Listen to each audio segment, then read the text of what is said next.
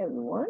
So finally back where I can do the thing I was talking about with the little witchy hacks, little life hacks and things, which is really more, I guess you can call it substitution. Okay. One of the things I had an issue with growing up when I was reading and learning was the lack of metaphysical stores near me. I lived in a small town, 15, 16 years old, couldn't actually, get online at that time and just order things. Um, that was in the days of dial-up. At that time, there were still parental controls on things like that. They were counted as, not suitable for minors. So, we had to figure out ways to learn and do things. And I found out pretty quickly that I can, we can use whatever works for the situation. Okay. Um, and that's kind of what I want to talk about is sometimes you just have to wing it. So one thing you see a lot online, especially, is there's always someone who wants to jump in and say, well, your spell's not going to work if you don't use this thing, if you don't do it exactly this way, or if you do use this thing. And there's this ongoing argument about what is proper spell work.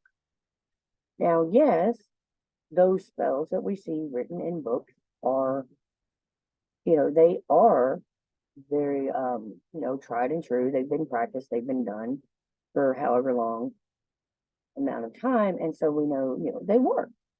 That doesn't mean it won't work if it's written that way.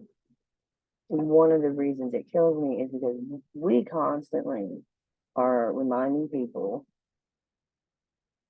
we don't have a book religion for those of us who are pagan. Now, there are some Christians who do magic. Okay, that's cool. But for those of us who don't, if we're talking about the fact we don't have a book religion, then we, of all people, should not be the ones telling others that you have to do something the way it was written in a book. Because here's the thing, if you truly believe that these things, there's no such thing as divine guided text.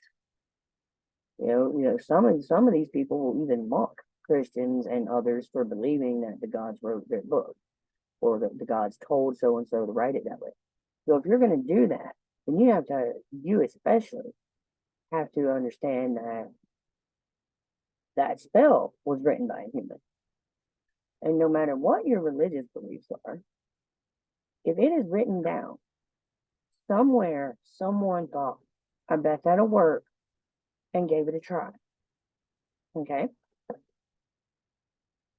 So unless you fully believe that some god, deity, whatever, came down to the person and said it must be done this way and only this way, then you have to accept that other people can do it the way that works for them.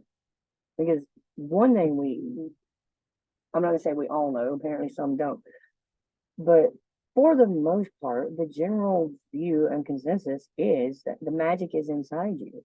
That these things, the things we use and the supplies, candles, whatever, these are ways to trigger our mind to focus. We've had this conversation. Now, how we can deal with these things. Do what works for you. Because you're also going to deal with some things that are called for in books that you read or spells online or whatever, are going to be things that they can be hard for you to find. It may be that you're in a hurry, it's important, it needs to get done quickly, and you can't wait for shipping from your favorite supplier. There's a lot of factors that can come into play. There's also the fact that if you are using something that to your brain means something totally different, it's not going to connect. It's not going to make that psychic connection properly. So let's say a spell calls for an herb or spice or something that to you triggers a terrible memory from childhood. Like great grandma screaming at you with the smell of this food cooking. You having that herb and the smell of it in your working is going to put that negative energy and thought into your work, because you're going to be remembering these terrible things when you're trying to bring in good shit. So it also depends on what your brain and heart feel about it, what it means to you. Like I said, I do my tarot readings that way. What a card means to me may not be what it means written in the little book. And it's the same thing here. So that's kind of what we're talking about at the moment. So when it comes to the things we use in our stuff, we've seen the joke online a million times. There was, from that documentary where the lady says, well, if you can't summon real fires from hell, store bought all fine, and pulls up a candle. And that's true with our spell ingredients.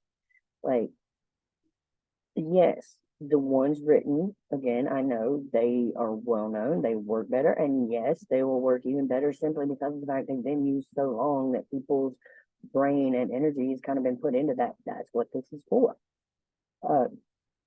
But at the same time, you can come from a different culture where that means something totally different, and it's not going to work for them.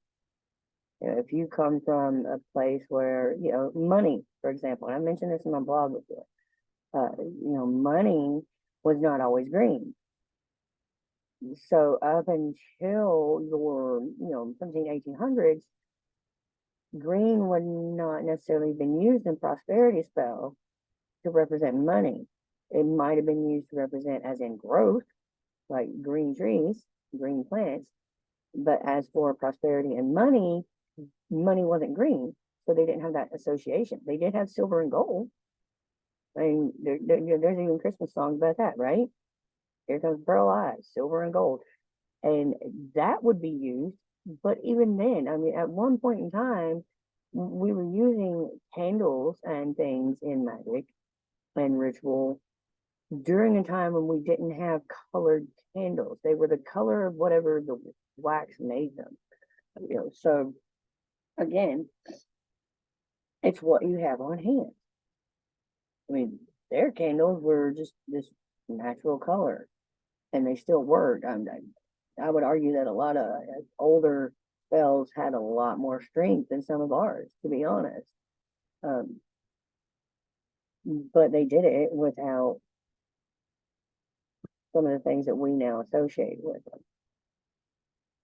So if you've got, let's say, sage or cinnamon sticks or, something like that, some kind of herb or spice that goes in your spell work, and you don't have it, or you can't get to the metaphysical, magical supply store, don't have time to wait, whatever your reason, look, these things are in your grocery store spice aisle.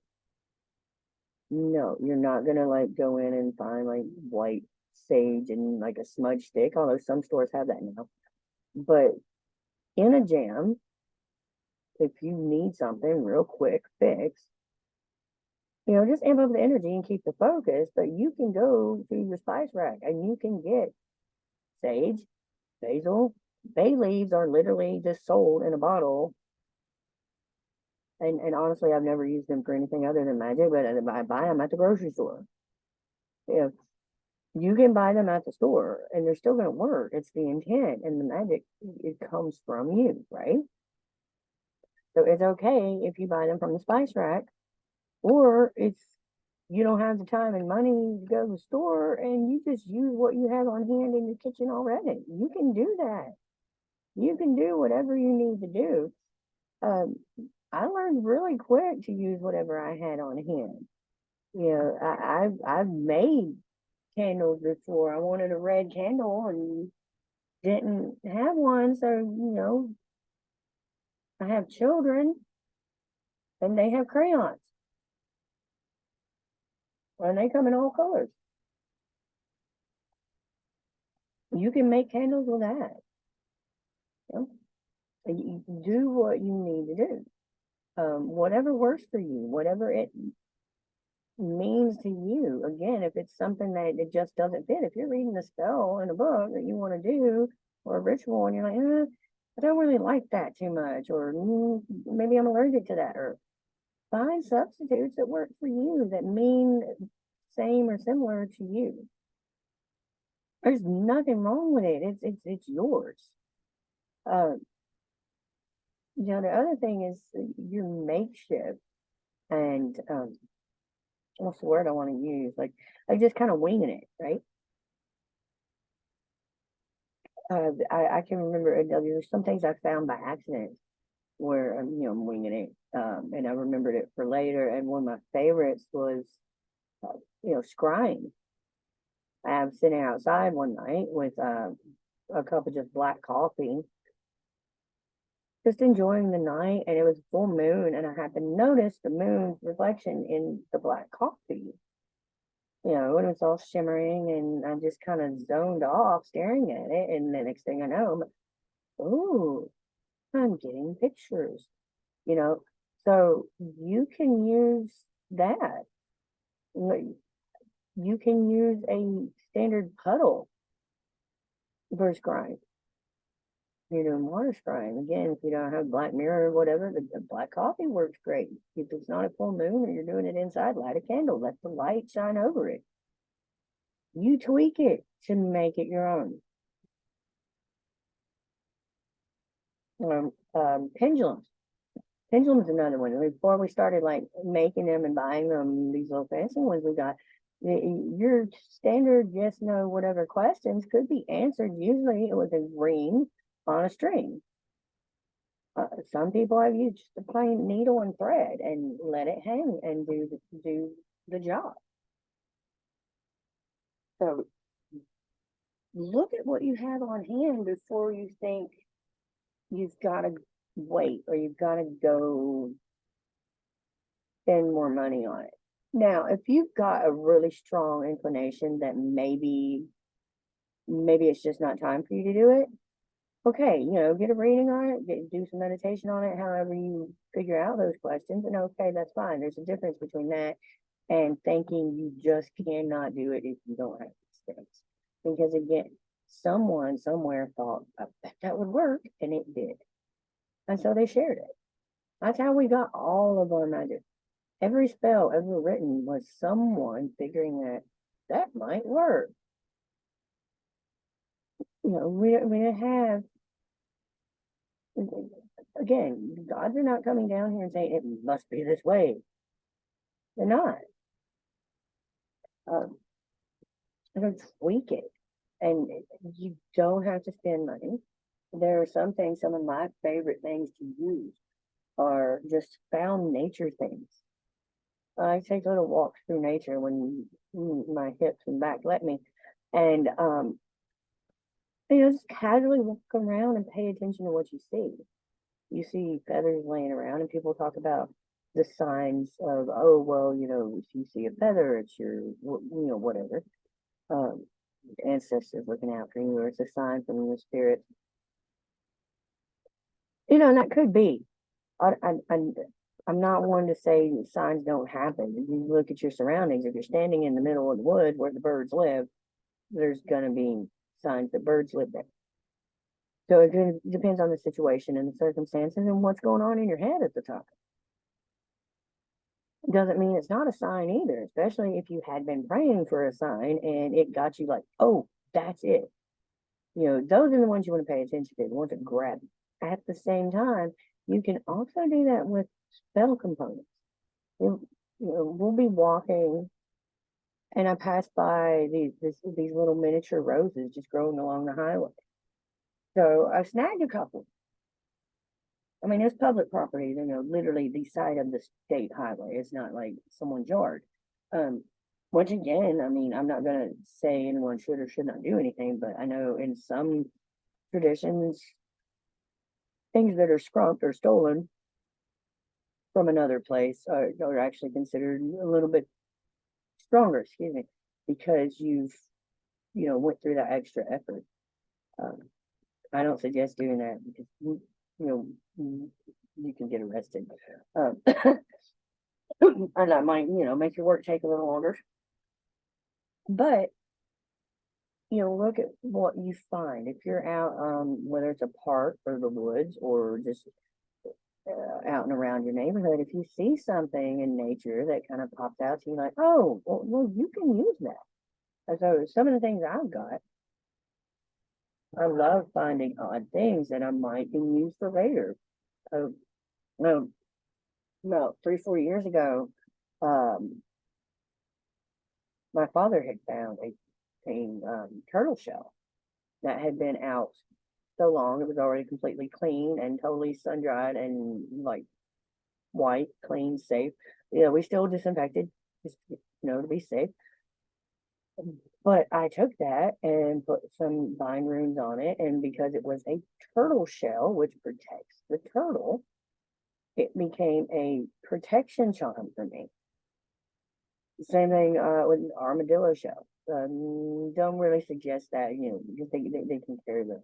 But I mean, the point, if you see something that is out in nature, found dead things are really great magical tools.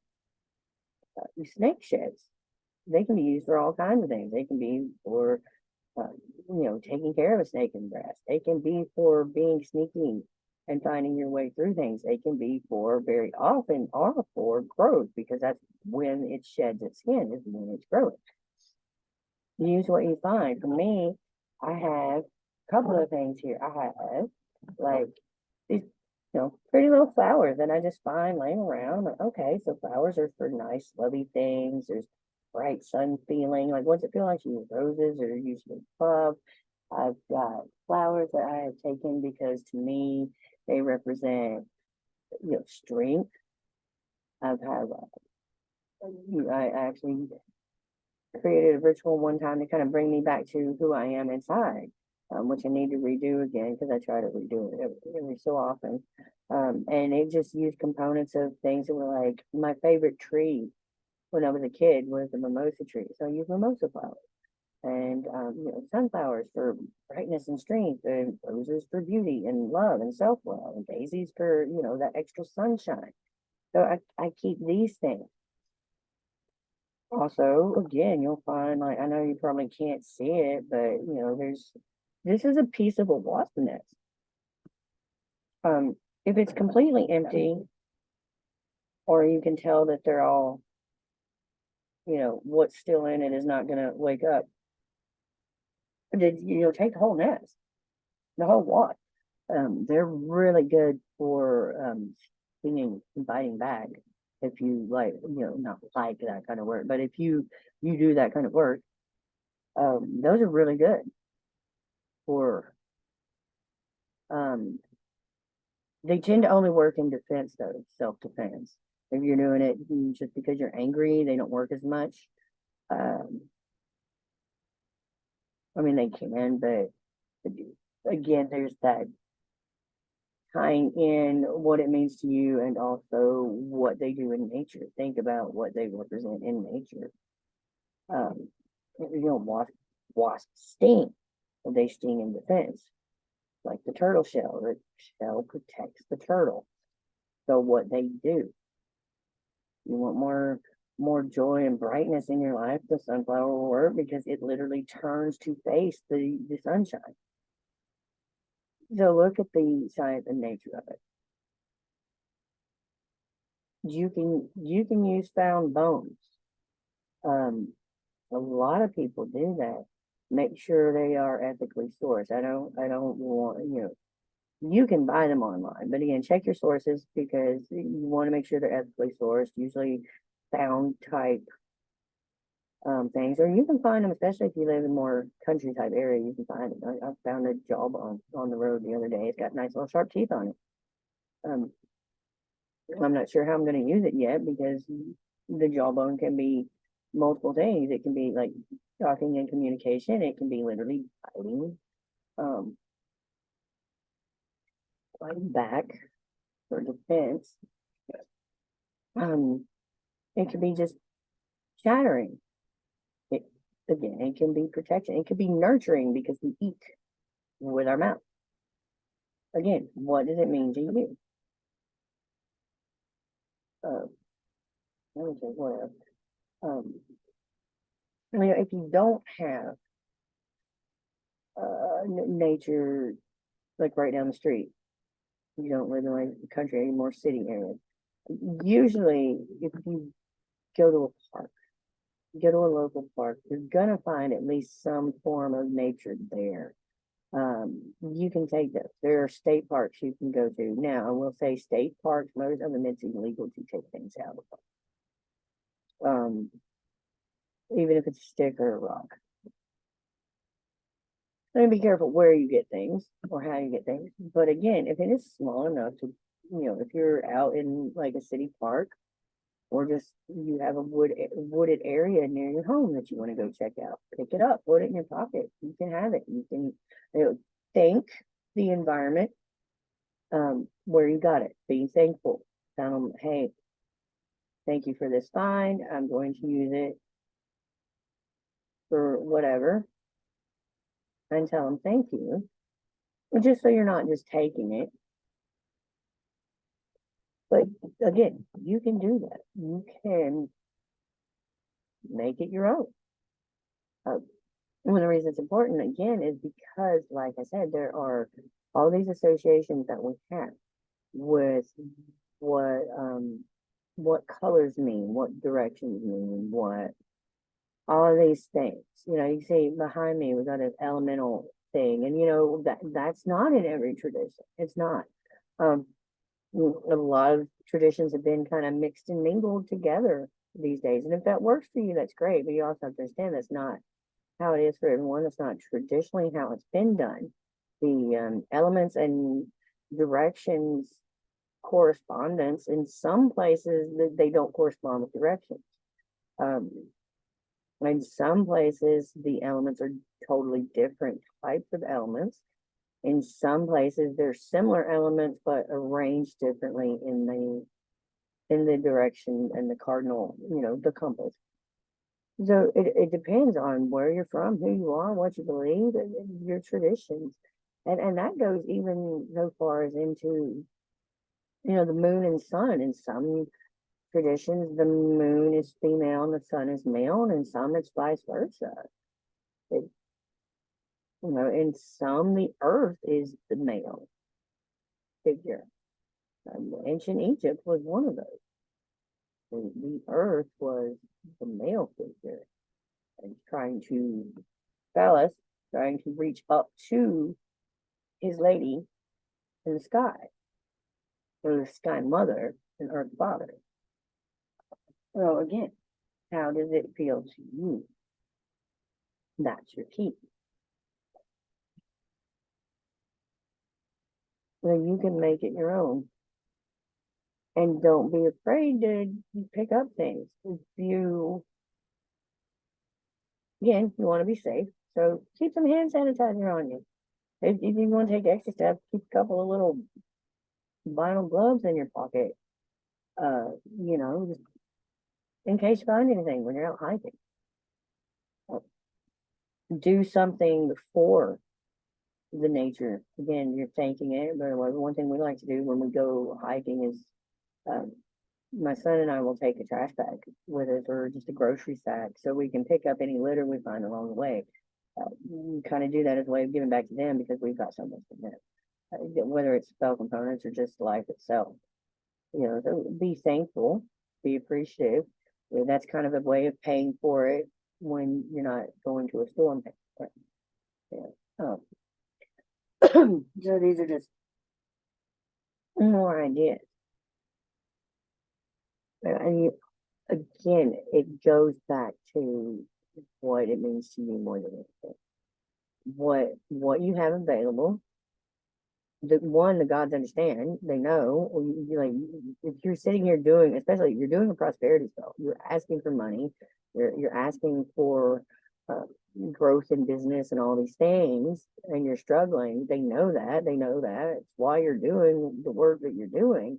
So they're not going to shame you for having grocery store cinnamon ground in a teaspoon instead of a stick. They're not going to shame you for it. They appreciate resourcefulness. To be honest, the spirits love it. You're being resourceful. You're doing things your own way. You're making it your own. The more you make it your own, the more you connect with it, and the more that energy is just going to keep it flowing. So it actually helps strengthen if you tweak it. I'm one that I think spells are wonderful. You can look at spells and rituals and things in books and online and from other people and yeah, they are great.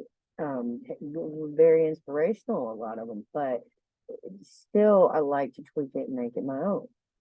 Another reason that helps is it helps the energy flow. If you're sitting here worried about memorizing specific words, for example, that's part of why a lot of spells rhyme. It's not that they're required to, but it's that rhyming helps us remember. Just like when we sing songs as a child to learn our ABCs, rhyming helps remember. So you don't have to stop and try to remember the words. Let it flow. You can write your own words. It helps. It puts more energy into it the more work you do. If you're handwriting or you're typing, if you're more modern with it, and you're writing out what your spell's going to be and doing this outline and all that. It's not that those things are required. Is that those things just add energy that you're putting into it by doing all the work and focus on it. Not saying don't do it. Just saying if you're in a spot where you don't have time or you can't or whatever the case, it's not going to make your work not work. It's just one more step to adding more energy to it. It's kind of like like a battery. You can use it at 70% and it's still going to make that phone call.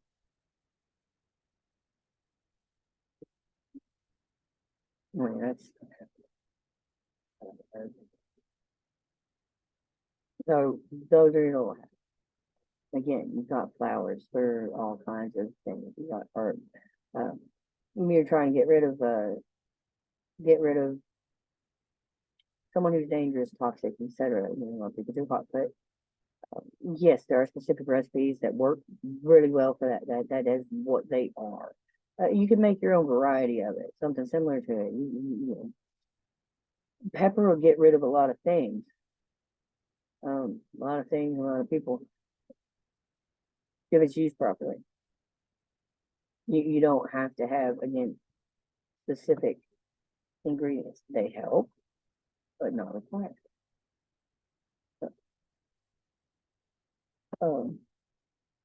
What's another one? So, as for directions, again, like your scribe, so you want to take it.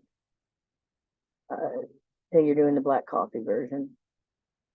You sit outside and you let the moon hit it. You quiet yourself, you focus your mind, let it kind of fade out, and just look at the light reflecting in your scrying coffee and see what images come to you. Interpret it the way it feels right. Again, interpretation is left up to interpretation, right? And what it means to you as the reader is important. The same way I read the tarot. You can have 3 different people with the same card come up in each of their readings, and it will likely be a different meaning for each one because it's generalized. It's not specific, only this. Those books are really to help with when you're beginning to learn. I personally wasn't allowed to even look at my book when I got my first tarot deck. The one that was teaching me how to do it took the book the second I opened the deck, and I was not allowed to have it for at least a year. I was told to lay it out and just focus, and whatever the first word that came out, say it. Not everyone can do it quite that quickly. I'm not going to say that. But it is something you can do. That's why in my courses, that I offer on doing intuitive reading is helping you learn to focus on what it means to you, let you feel it so that you can interpret and feel it as opposed to just memorizing what certain numbers and pictures mean. And that makes it easier for you to do readings with other things. You once you kind of learn and practice what these things mean to you and how their energy feels for you, then you can move on to other things. I mean, y'all have seen me do it. I've done readings with D&D, Magic, Yu-Gi-Oh, Taco Bell packets. Y'all have seen that one. You know, but the way you do that is by working with what it means to you. That's the key because it's your instinct, it's your gut, and you focus however you need. And I'm not saying this just to advertise, although yeah, you can reach out to me if you want to get information on that. But the reason I'm mentioning it is because it is the same with magic. It is even more so with magic because magic is personal. If you're at a point where you're trying to do magic, usually some people try to do it for every little thing, and some people try to do it for others for that. But in general, and even then, if you are at a point where you're really thinking, I need to do a working for this, then usually it's something that matters to you. And if it matters to you enough for you to put forth that much energy, then it needs to feel good to you. It needs to connect with you so that it will really do the work for you that you want it to do. And if you're doing it, you're personalizing it. That's the key, making it what you need for you, what it means to you. Because the more of those little psychic triggers you can spring off in your mind by images and candles and supplies, the more of those triggers you can snap into or connect to, the more power and energy you're going to be putting into it. So that's why it's important to make it what you need it to be. But I don't think I've rarely done working with actual magical supply store items. Um, I do when I can, but I also have been doing this since I was 15. And again, small town USA, you know, damn near 30 years ago, we didn't have those things. Actually, where I grew up still doesn't have those things. We just have the internet now where we can order it. So I'm still the only out witch from my hometown. You know, there are still places where you can't get those things. So you need to learn how to tweak what you got, how to make it work for you. Because I know we are progressing so much and it's hard to believe now, but there are still places where that's not happening, not publicly, not where people know it. I think I know of maybe two other people in that whole town. I'm still the only one that's open about it. I don't go there anymore. I mean, that's a personal thing, nothing to do with the witchcraft. So, but that's the thing. You make it your own. I've been doing it long enough that if anything stands out to me, I'm going to grab it. Again, who does that? Who finds a turtle shell laying on the road and goes, "Woohoo! Protection, yay!" I know, but it works. And usually you'll find that the things that are more different and more personal are more powerful. Another example, I've got a rock here that I found that looked like a human heart. Okay, there's more love or um, could be releasing burdens of love. It could be strengthening love because it's hard as rock, right? It could be anything, but it's very much related to the heart because that's what it looked like to me. You can also use other items that you find. Um, seeds are good. Any kinds of seeds, they're good for starting new things.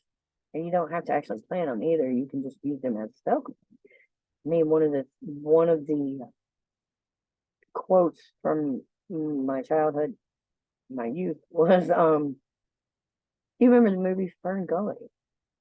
And the little lady that was teaching the fairies about magic, she hands her this little seed, and she says, all the magic in creation exists within a single seed.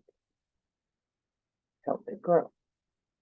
And that stuck in my head since I was young. And so even now, if there's something I'm wanting to start, like seeds mean a lot to me. If you're from a Christian background or are currently practicing Christian and you're wanting to do something along that line, those can help in faith. Because you've got the Bible, the faith of a mustard seed. And a mustard seed is this bitty bitty thing. It's smaller than a pinhead. And you can use those in your work to help you with struggling times, to have the faith to keep going. You can use them for continuing to grow bigger, because what do we know about mustard? It's itty bitty tiny seed, but it's got some kick to it once it's grown, and once you use it in your food, well, again, make it work for you. You've got beads, you've got keys, there's strings, there's random things laying around that could just about anything can be a supply, a tool, ingredient in spell work if you want it to be, if you need it to be. It just depends on how it works for you.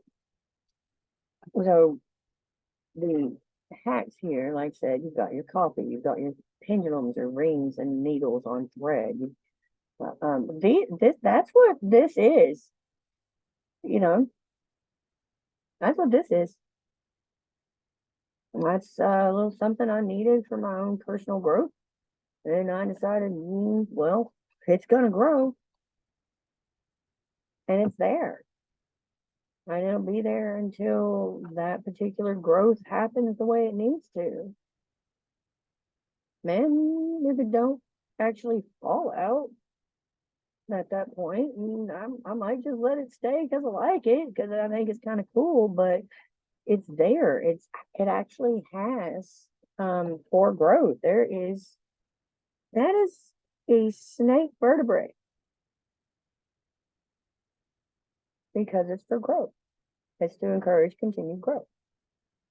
So you can weave stuff in your hair. People used to do it all the time back in the day. We don't talk about that enough. You can sew things into your clothes. I've used it. You don't have thread or fabric to do your wrapping and binding. There have been times I have used a shoelace. It still wraps around and it ties a lot easier. You can use that. You can use anything if you really put the thought into it and what it means. It's really helpful, because again, it is yours. Now again, all magic comes with the warning of know what you're doing, know why you're doing it, because even those of us who do more darker half, left hand path, whatever you call it, gray, etc. There's still that side of not so much what you're doing, but why. What's your motive? That's another key factor. You're hurting somebody because you're mad at them, or because they had something you want, or you just want to make someone unhappy because you don't like them, whatever the case, then okay, that might get you in some trouble. I'm not going to tell you don't do it, but I'm going to tell you that it might cause you trouble. Now, are you doing it because they hurt you? They were a threat to you? I mean, a real threat, not just because you didn't like what they said or did. A real threat. then okay. Are you considering them a threat when you're the one that hurt them? That's going to come back on you. There's no way around that one. If you hurt them and now you're doing things to them magically, and I'm only saying this because I know it happens a lot, especially a lot of people who haven't had a lot of experience. You hurt them and then you are mad that it didn't destroy them or stop them or whatever they're bad at, and then you go and try to do spell work after you were the one who hurt them. That usually blows up really bad. And the longer you keep it going, the bigger it's going to blow when it blows. Just letting you know. At the same time, if you're doing it for self-defense, you're doing it to defend someone you care about. You're doing it to defend your family, actual family. You're doing it to defend your kids. You're doing, if you're doing it for actual defense, then you're usually going to be okay. It's about why you're doing it. What's your motive? So you can do, I don't even like the term dark. It's about balance. You're balancing out. And that's why if you are doing it just because you're mad or jealous or angry, if you're doing it just for personal motives of that nature, usually the reason it blows up is because it is unbalanced. You're doing it, it's like extra.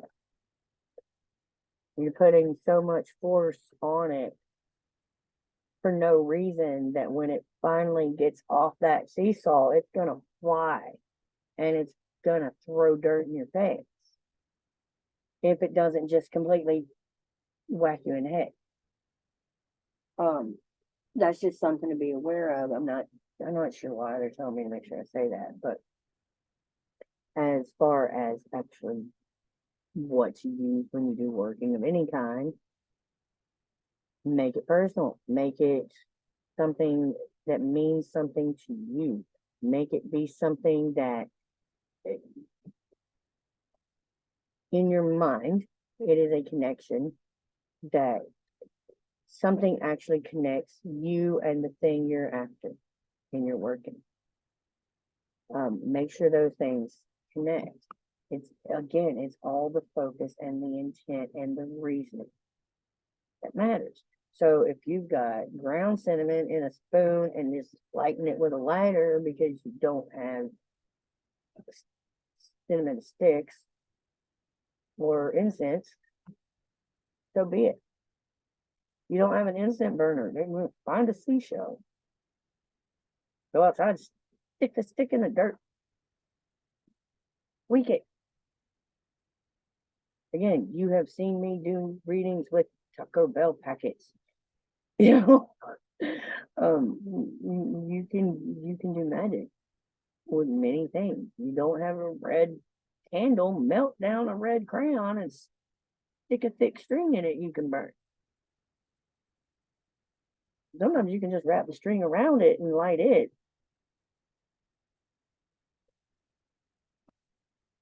What it means to you. If it calls for a certain color and that's a color that you just don't like, that really bothers you, it's not going to help. You're going to have that nasty focus on it. If it's it calls for, again, herbs or things you eat, food type supplies that have a weird connection in your mind to something tragic or negative, it's going to put that into the work. So tweak it. Another example of the difference is sugar is often used for sweetening. We know that it's used for sweetening people and sweetening deals and sweetening a situation. People use sugar for that. At one point in time, sugar was kind of expensive, and so it was used for prosperity because that was something worth a lot that you were giving up a little of to get more value, more prosperity. we can do that now. We can tweak it. What does it mean to you? So, um, I think that's pretty much covered it. I've mentioned again, I will be doing readings later in the week. No, no, power's back, yay! So I'll be back on the daily cards tomorrow, and check my website. There's deals going on right now. I'm right now through the rest of the month of June. I am doing your standard tarot reading by email, where I email the results to you for $10, 15 if you want it in a video recording instead of a text document, or booking a live session by phone or video chat for standard reading for $20. Hit me up, send me a message. As always, I'll put the stuff in the comments for how to contact me. And I think that's all I've got for tonight. I hope it wasn't too confusing. You know how I ramble, but that is what I do. So, y'all have a great night, and I will see you soon. Bye now.